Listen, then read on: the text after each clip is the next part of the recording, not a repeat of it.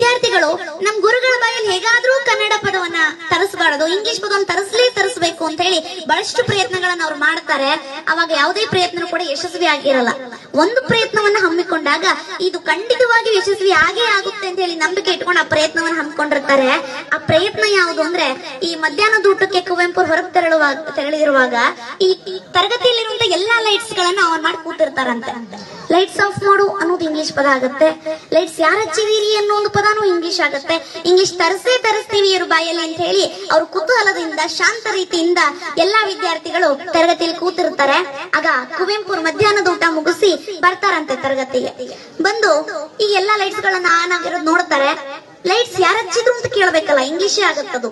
ಅದ್ರ ಅಚ್ಚ ಕನ್ನಡದಲ್ಲಿ ಅವ್ರು ಮಾತನಾಡ್ತಾ ಇದ್ರಲ್ಲ, ಅವ್ರು ಏನಂತ ಕೇಳಿದ್ರು ಅಂದ್ರೆ, ಈ ಮಠ ಮಧ್ಯಾಹ್ನದಲ್ಲಿ ದೀವಿಗೆ ಹಚ್ಚಿರುವಂತ ಧೀರರಾರು ಅಂತ ಕೇಳಿದಾಗ ಯಾರು ಹಚ್ಚಿರ್ತಾರೋ ಸರ್ ನಾ ಹಚ್ಚಿದೀನ್ರಿ ಅಂತ ನಿಲ್ತಾನಂತೆ. ಮತ್ ಬಟನ್ ಆಫ್ ಮಾಡು ಅಂತ ಅನ್ಬೇಕಲ್ಲ. ಒಂದನೇ ಪ್ರಯತ್ನ ಹೇಗಿದ್ರು ಮುಗಿದೋಯ್ತು, ಎರಡನೇ ಪ್ರಯತ್ನ ಆದ್ರೂ ಯಶಸ್ವಿ ಆಗುತ್ತೆ ಅಂತ ಹೇಳಿ ಕೂತಿರ್ತಾರೆ. ಬಟನ್ ಆಫ್ ಮಾಡಿದ್ರೆ ಲೈಟ್ಸ್ ಆಫ್ ಆಗೋದು, ಮತ್ತೆ ಇಂಗ್ಲಿಷ್ ಪದನೇ ಆಗತ್ತಲ್ಲ ಇದು.